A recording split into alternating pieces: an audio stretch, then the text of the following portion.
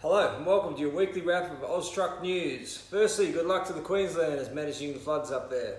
Now, logbook fines are to be looked at. The Nat Roads say they're optimistic that the NHVR will move away from prescribed logbook offences. This is indicated in the heavy vehicle safety strategy they've put out. Nat Roads also added, getting fined for minor diary offences doesn't add to safety. The federal government has earmarked $330 million to turn the iconic Outback Way into Australia's longest shortcut. The 2,270 kilometre Laverton WA to Winton, Queensland route will be sealed, bringing increased connectivity and productivity.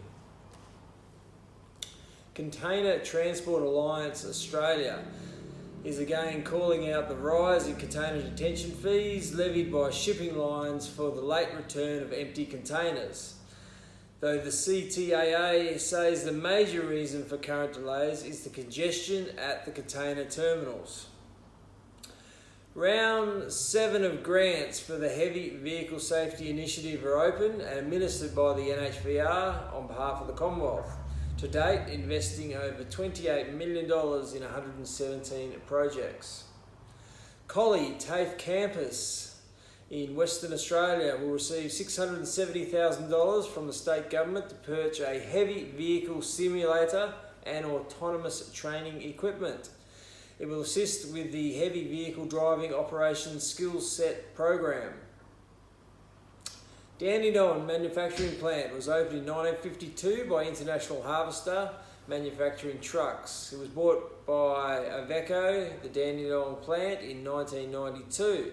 Many parts of the historic facility are now heritage listed, and Iveco will continue to operate their customisation and innovation centre using part of that existing manufacturing plant.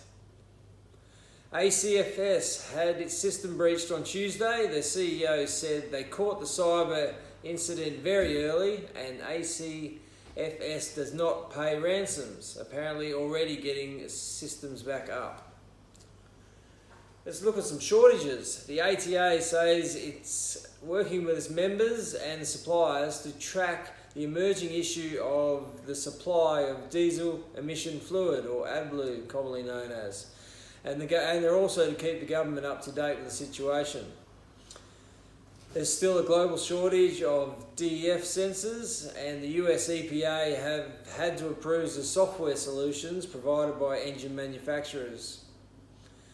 And the global semiconductor shortage will cost billions in revenue, and the situation is likely to go into 2022, said by Daimler Truck CEO Martin Daum. The British government have announced that there will be no diesel trucks sold by 2040 in the UK. They'll all be zero emission trucks, and under 26 tonne GVM this will be by 2035. Rechargeable battery developer Sion Power has entered into agreement with Cummins to design and battery cells based on its EV lithium metal technology for commercial electric vehicle applications. The humble tipper gets a once-over. The US Army is taking delivery of its first heavily armoured Mack dump truck and has a contract to produce up to 683 over 7 years. In 2018, Mack Defence beat out Navistar for the contract. Thank you and safe trucking.